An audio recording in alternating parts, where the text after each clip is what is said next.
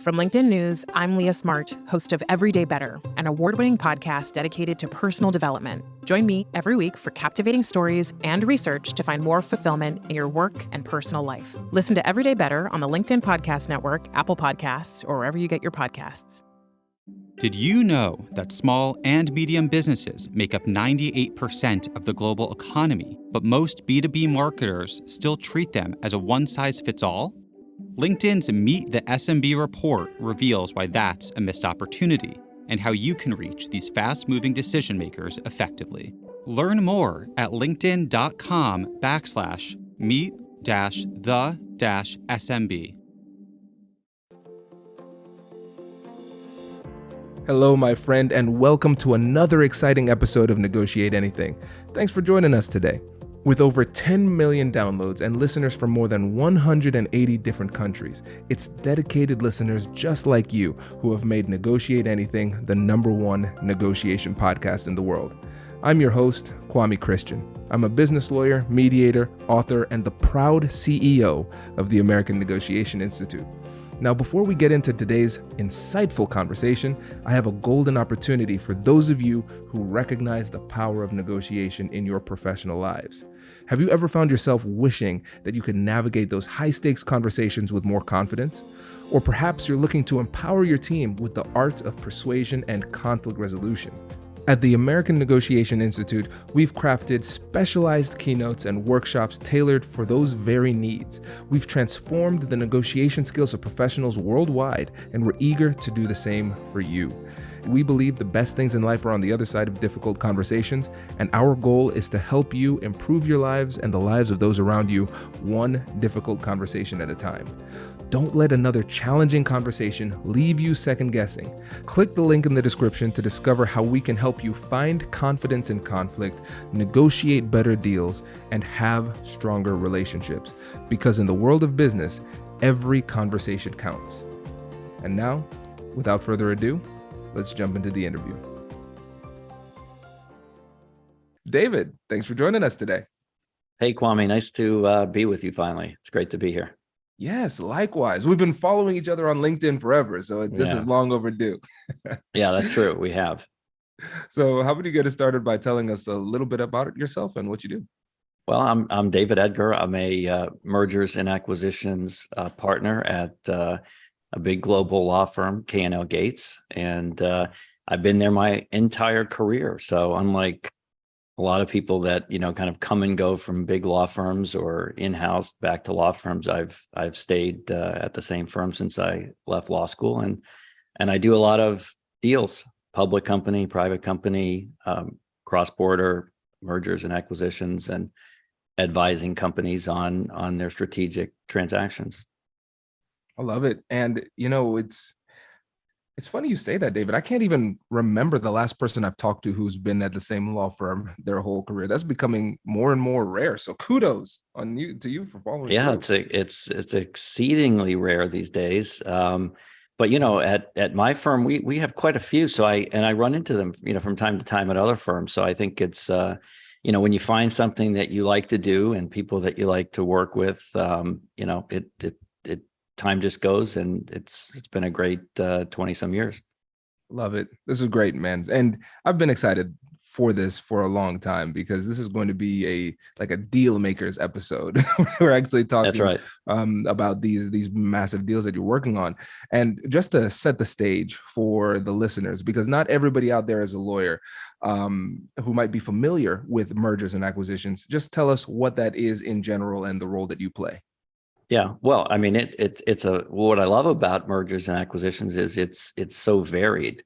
You can be doing, deals that have global connections one day, or you may be working on a small technology company that's decided to sell instead of do an IPO. So in general, mergers and acquisitions are involved anytime a company wants to buy or sell significant assets. And usually on larger deals, firms like mine and lawyers like me will be involved to kind of help guide that transaction through the inevitable ups and downs that you're going to find whenever you do a big transaction that has a lot of complications.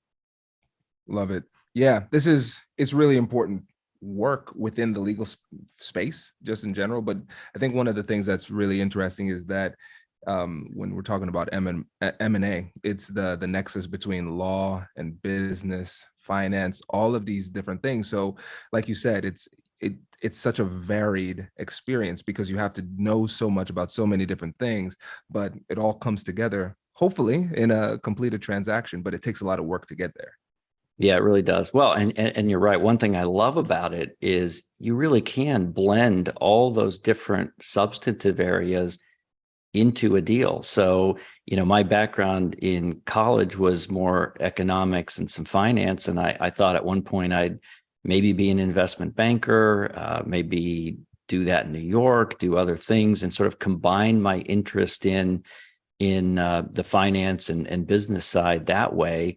But I ran across a book in our library that sort of talked about mergers and acquisitions and the legal side, and it fascinated me. And after I read that, I thought this might be a way to kind of integrate these two things. And then I found you can also apply psychology and human behavior and cognitive science and all these different really cool areas that make you a better lawyer generally, but definitely a better M&A lawyer. And this really speaks to that term, the art of negotiation, because we're seeing it's not just the science, it's not just these really cold calculations that we're making. You have to have a really holistic understanding of business, law, finance, but also psychology, and put it all together in a way that makes sense in order to be effective. And I think when it comes to your approach, one of the things that I found really interesting is the fact that you bring in storytelling into your approach. Can you tell the listeners about that? Yeah, well, I think this is one of the areas that that LinkedIn, I think, helped to give me a better perspective about. I always did that in deals, but I think, when you're writing for something like LinkedIn or platforms like that, you have to be able to distill things to their essence and tell a compelling story as part of that. And I do think that when you're doing deals, as you mentioned, Kwame, you can easily get crushed down with detail and a lot of the substantive complexity of a deal. But at the end of the day, it's people, and it's the stories that they're living out in their own lives, and a vision of a story that they want for the future. And the more you can key into that, sort of have a feeling of resonance with that, I think it helps to then shape not only how you document a deal, the more technical side, but also the art that you described. How best should I position a particular approach so that it resonates with that story that the parties are trying to tell. So yeah, I think coming up with a story and then being able to sort of vividly describe it and live with that, it goes a long way when you're thinking about negotiating deals. I agree. And I especially like that point where you were talking about just getting lost in the details, because these transactions that you're in, they can be months or years long. Like this is going to take a lot of time, running through a lot of numbers. You have to consider a lot of different laws and regulations, things like that. It's really easy to get lost. But you're right. At the end of the day, we're all people coming together. It's a human engagement. And now now, all of this is easier said than done, David, because there's a lot that's drawing us to those details. And so how do you, as a negotiator, stay disciplined to make sure that we don't lose sight of the narrative? Well, what I tell people, and I try to tell myself, because you're right, you can easily forget this when you're doing deals yourself. And I find that too. The time pressure, the stress, the anxiety of a deal, you can feel it. And the more significant it is, and that doesn't necessarily mean dollar amount. It can just mean the significant to the parties, to your clients. All of those things do weigh on you, but I try to think in my own mind, alternate, kind of go back and forth between a very high level view, which encompasses that story, the themes that you're trying to work toward, and then back into the details. But you have to do that almost fluidly and almost seamlessly as you're transitioning through a deal. And what I found with M&A lawyers is sometimes you will run into people that are really great technicians, hardworking, very smart, very capable at doing the technical side of a deal, but they're never able to kind of bridge over into thinking through these storytelling elements, the art of a deal, and that limits them. There are other people who have that ability and they're great at it, but they just don't have the ability to live in the details that you have to. So finding someone that can bounce effortlessly between those two different ways of viewing the world, I think is hard. It's hard to find. But when you do find someone like that and they're interested in M&A, then obviously we want to grab them, and those are people that make great M&A lawyers. This is really fascinating to me, because what I'm recognizing after interviewing so many people on this is that there's this element of negotiation called fluidity that you touched on that really can't be taught per se. You have to kind of go through it, because like you said, we can't escape the fact that as lawyers, we have to be technically savvy. We need to know the law. Right. We need to be detail oriented. We have to know the facts and the data. That we cannot avoid that.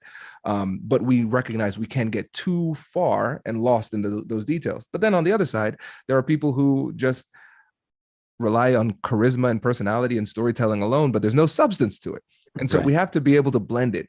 So for people who are trying to manage that tension and do that dance that leads to balance and fluidity, how is it that you are able to balance these two elements?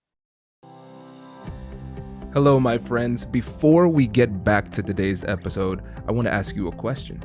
Have you ever wondered how to elevate your team's negotiation game and how you can help the folks on your team have better, difficult conversations? At the American Negotiation Institute, we offer transformative keynotes and workshops tailored to empower professionals with top-tier negotiation and conflict resolution skills. Whether it's a keynote for your next event or hands-on training for your team, we've got you covered. Don't just negotiate. Master the art with the American Negotiation Institute. Click the link in the description to find out more. Elevate, negotiate, and succeed. Small and medium businesses don't have time to waste, and neither do marketers trying to reach them. On LinkedIn, more SMB decision makers are actively looking for new solutions to help them grow, whether it's software or financial services. Our Meet the SMB report breaks down how these businesses buy and what really influences their choices. Learn more at linkedin.com/meet-the-SMB. That's linkedin.com/meet-the-SMB. I think one of the best things is to try to stay as well-rounded as you can just in your life. I know you've written a lot about that, and I've written some about it. The importance of being authentic, having credibility. To me, that's always been the most important part of a negotiation, to be credible, to kind of, what's the old saying? Say what you mean what you say, and be consistent with that. And so I think if you try to be someone that you're not, it becomes very difficult to be an effective negotiator. But I like to just read different things, try to learn new areas like psychology or cognitive science.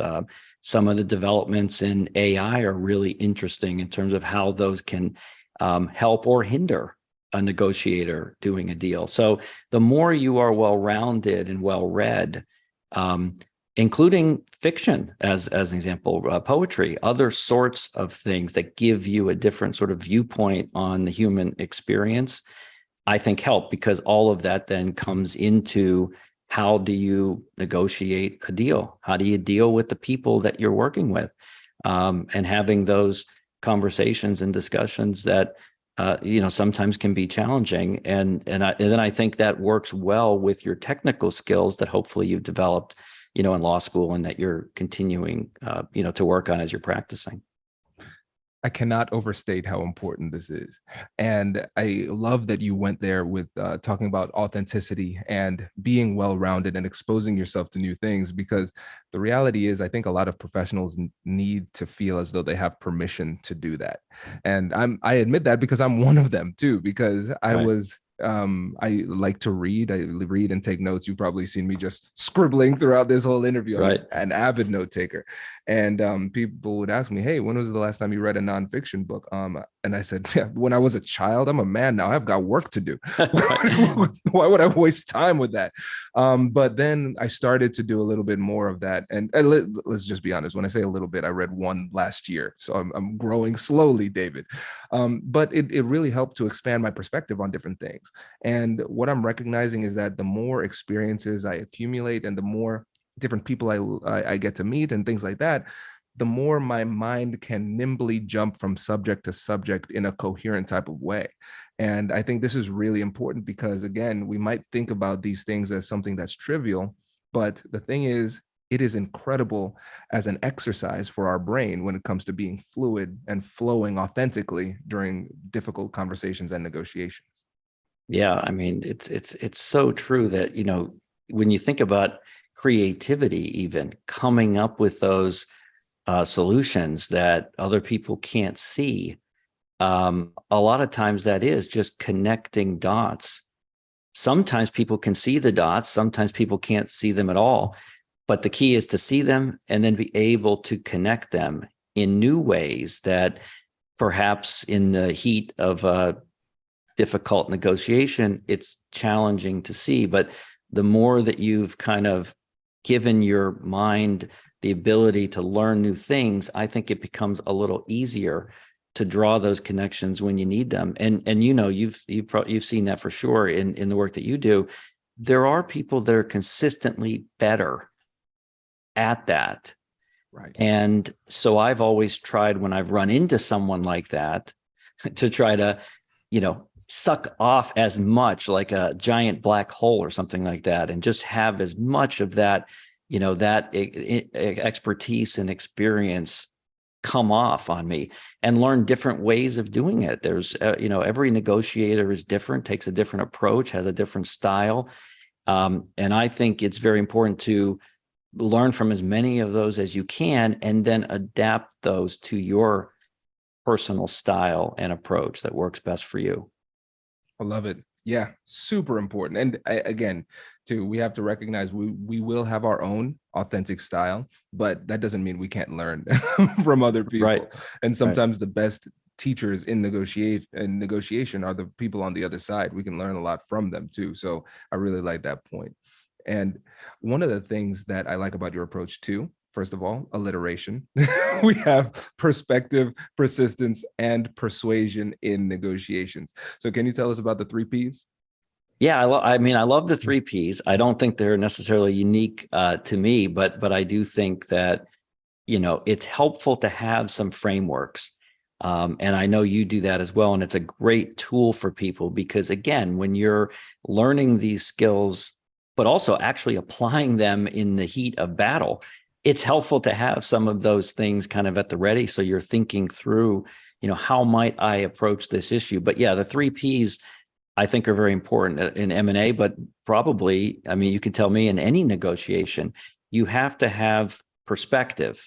And that's a little bit of what we talked about before, that high level, the strategic view, keeping the end in mind, having a vision of where you want to go and what sort of, traps and challenges you might experience along the way. That's how I view perspective.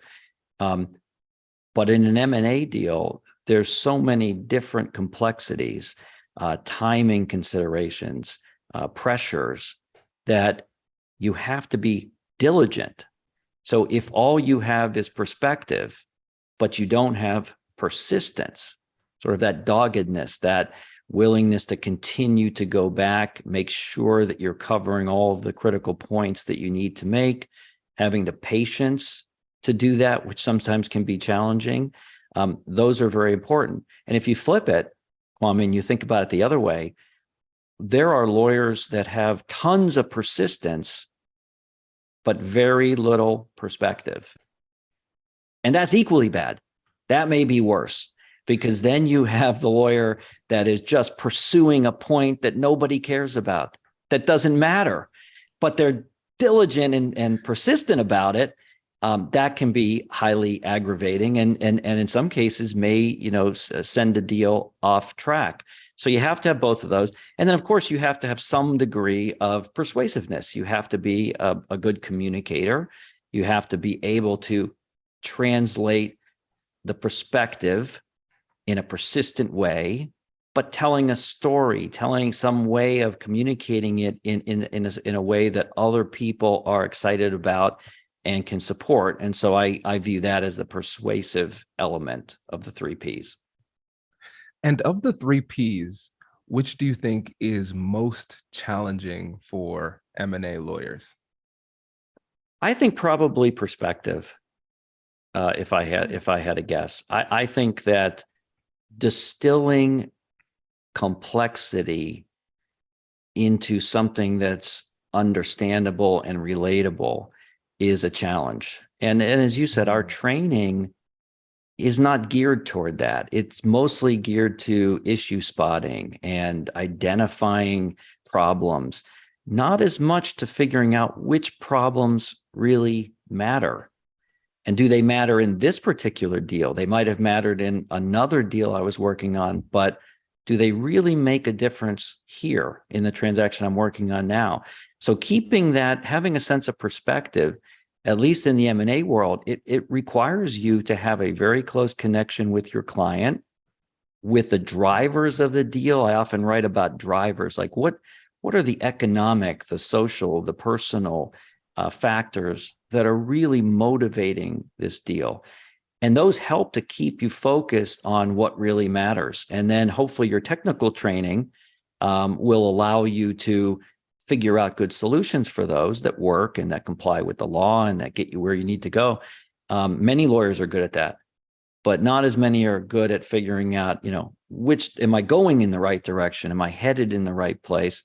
And that's, I think, where perspective makes a big difference. It's so important, so important. And I think, and I'd love to get your opinion on this too, because I feel like a lot of times we rush to the technical side because that's where we're most comfortable. We just can be dropped in and start issue spotting, start taking action, and start researching whatever it happens to be. And I think it takes a lot of maturity and patience to be willing to slow down, talk to your client, figure out what they want, and then get past the BS and then figure out what they really want. And That's right. Going a little bit deeper, creating a Right. strategy that meets not just your legal interest, but also the business side, because that's often overlooked by lawyers. Sometimes if you're not well connected with your client or you don't have a business background. But yeah, I think those are some of the things that holds people back from really diving into the perspective. But I want to get your thoughts on that too.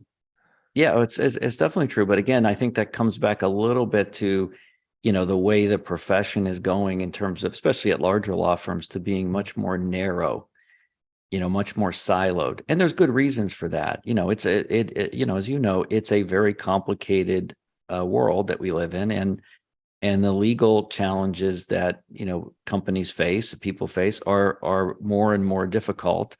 And there are a lot of technical issues in an M&A deal that you have to make sure that are addressed in the right way. So lawyers naturally can sort of hide in that world, and many can do that very successfully. It depends on what your own goals and aspirations are.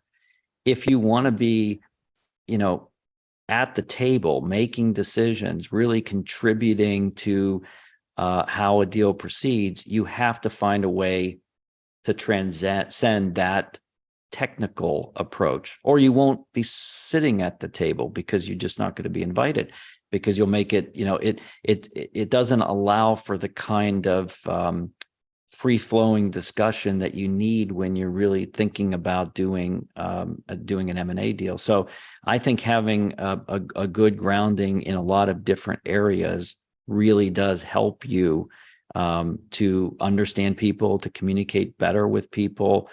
And I see my role in some ways as being a bit of an intermediary between the very technical specialists people who are great at what they do, and the business teams that really understand their business and where they want to go in the future.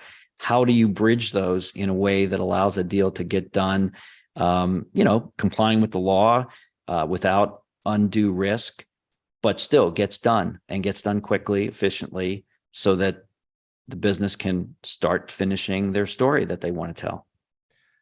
And this brings it all back to value. When we think about just from a professional perspective, as lawyers, we want to be valuable to our clients, not just do exactly what they tell us to do, become scriveners and things like that. No, we're valuable in different ways. And what you've presented with us is another way to be valuable, being that intermediary between the business interests and then the technical side. That's not probably something that they explicitly asked you to do and said, David, I want you to be the intermediary. Yeah, absolutely. But you became that, and then that increases the value that you bring to the deal.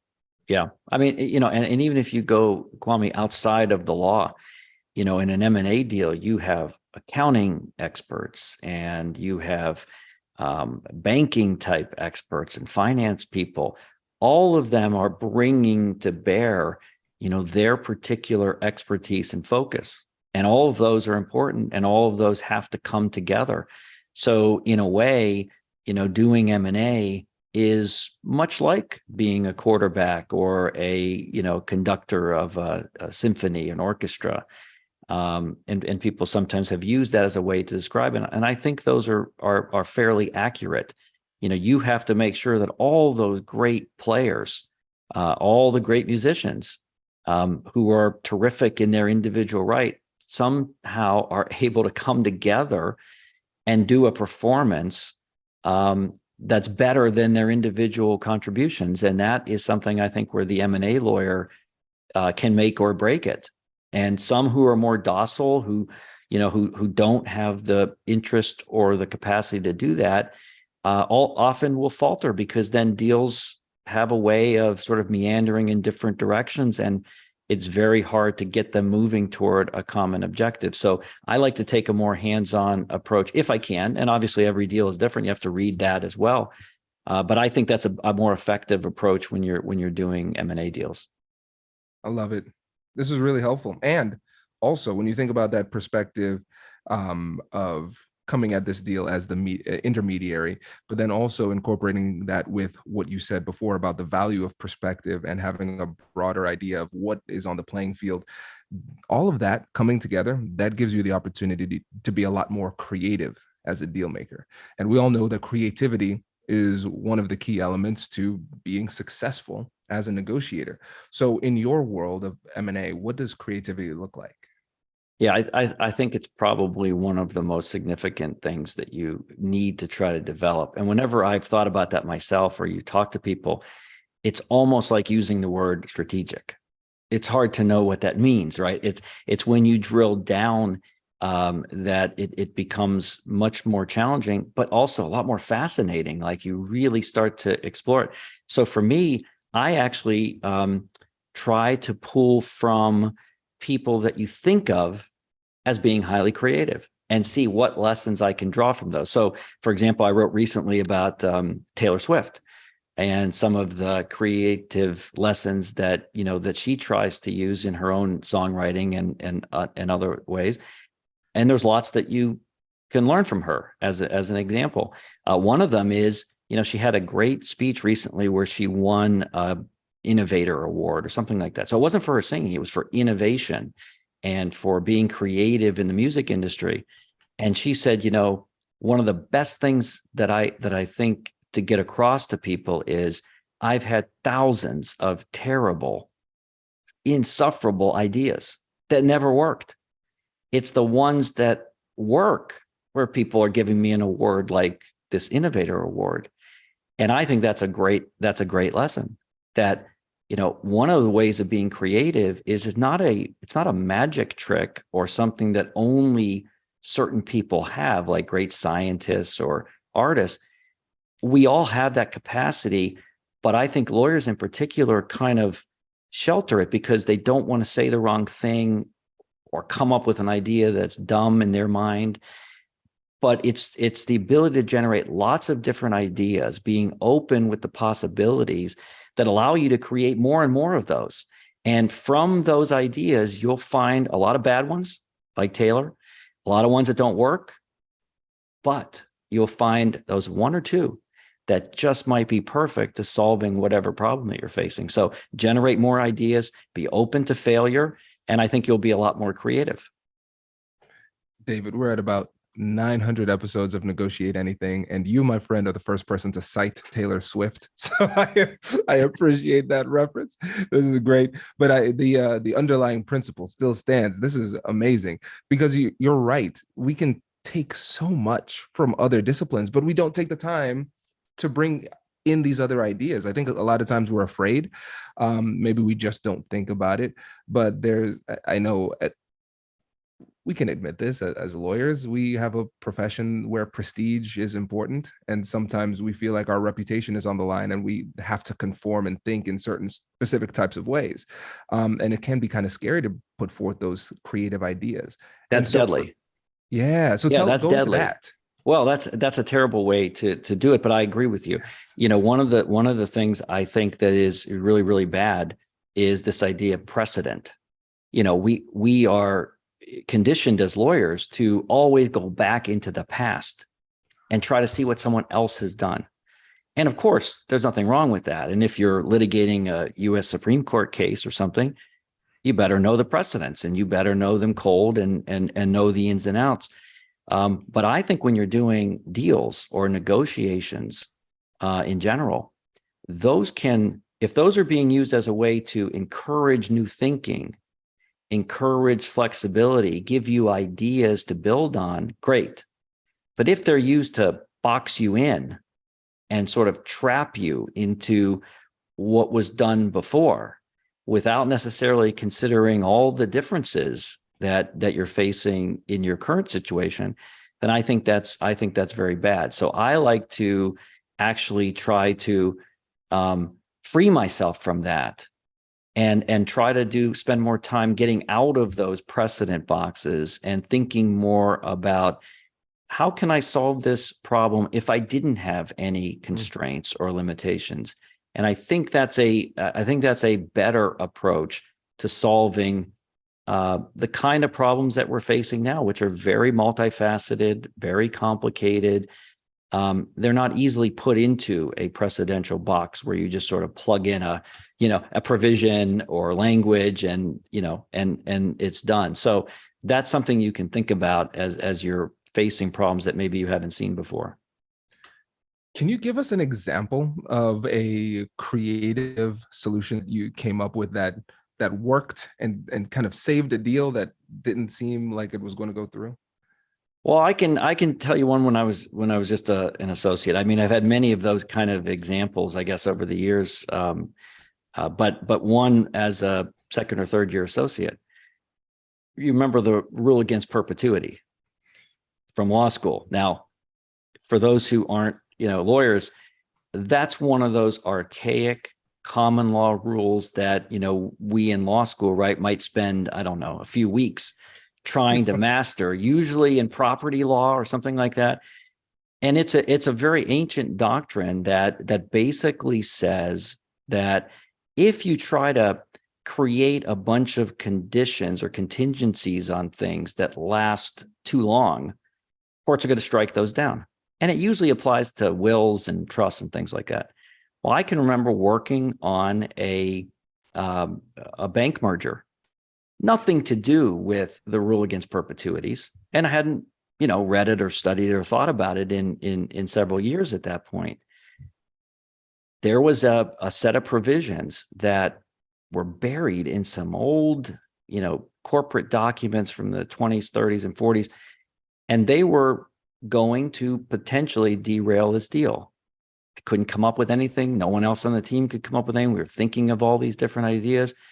As I was just walking around and taking a shower, which actually turns out to be one of the best ways to generate creative ideas, somehow or another, the rule against perpetuities started tinkering around. I thought, I know that applies to trust, but what if it applied to this kind of a corporate restriction that was placed years ago, decades ago. Maybe there's something there. So I did a little research, thought about it a little bit more, and took a couple of days to get up the courage, because I thought partners are going to say, what are you talking about? This is a corporate deal.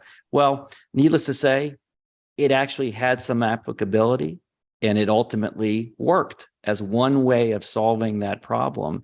And so, hey, study the rule against perpetuity. Sometimes that may come up even when you least expect it and save the day. So that was an example as a younger associate. So taking showers, studying well, thinking of different ideas, that's how you become creative. David, I'm laughing because when was the last time I even thought about rule of perpetuities? Right. I know it was first year and then maybe for the bar exam. Exactly. But that's how it is for most lawyers. But this is a great example of how just having that depth of knowledge provided you with a reservoir that you can tap into for that creativity. And a lot of times it's not just the willingness to think outside the box. It's about having a really strong back catalog of information that you can refer to as you're thinking outside the box as reference points. I think this is a really strong example of creativity. That's really good. Well, when you're negotiating, you know that you're under that sort of pressure, and you have that. It's actually the equivalent of maybe doing an oral argument before an appellate court if you're a litigator, because that's, if you think about it, most M&A lawyers, corporate lawyers, you're behind your desk, you're at your office, you're doing things, you have your forms. Negotiation is the one time when you are on the spot and the clients are there, the other side is there. You have to react in real time. That's a much different experience for most people, many of whom became corporate lawyers because they didn't want to go into court and stand up and make an argument or, make a presentation. But that's in many ways what, negotiation is. And that's why I think that preparing in advance, really thinking about where you want to go, how you want to do it, has a lot in common with chess, has a lot in common with tennis, other sports. Thinking about how you're going to deal with the inevitable changes that are happening as you're going, and not being too inflexible with your approach. One of the great stories from a scientist that I think is I sometimes refer back to is Richard Feynman, who won a Nobel Prize for quantum mechanics. He was, a genius by all accounts, so a very smart person, but he was struggling with a problem and trying to force himself into a solution. And what he did was he just decided, I'm going to go get some lunch. I'm going to go hang out at the cafeteria. And as he was hanging out at the cafeteria, he saw one of the undergraduate students kind of spinning. At that time, he was at Cornell, a Cornell lunch plate. They must have had fine china there, and it had the Cornell logo, and he could see it spinning, and watching it bobble and move and rotate, it started to connect him to some of the challenges that he had been struggling with for a couple years. And that spinning plate got him connecting to some ideas that he then tested out and won the Nobel Prize. So it was freeing the brain, thinking of new ideas, trying new things that allowed him to make those connections that he otherwise wouldn't have. I love that story, because really when you're obsessed with your craft, the world becomes your library, and you do your work, you focus on it, and then you really have to give yourself time to think, like you said, in the shower. That's when some of the best ideas come. That's consistent because we're relaxed. We're in a more relaxed state. And so there is really something to the idea of working really hard, trying to create ideas, but then recognizing that stepping away and doing something with intentionality that is different from what it is that you are focusing on is an important part of the creative process. So this, my friend, has been a masterclass in M&A law. I really appreciate your insights here. I encourage everybody to follow David on LinkedIn. Make sure to give him some love. We're going to link to your firm and your LinkedIn profile in the description. Before you go, just want to say thank you, and we appreciate your insights here today. Thank you very much. I appreciate being here. It was great. Thank you. Congratulations! You've just joined an elite club. By listening to a full episode, you're now officially on the Negotiate Anything team. So welcome aboard. What most team members do is they subscribe to the podcast because that allows them to automatically get the latest episodes of the show. The best things in life lie on the other side of difficult conversations. Keep learning, keep practicing, and keep getting better. Your relationships will improve, your career will soar, and you'll have the confidence you need to get the most out of these crucial conversations. Again, thank you for joining the team. We're excited to have you, and I will see you in the next episode. I'll catch you later.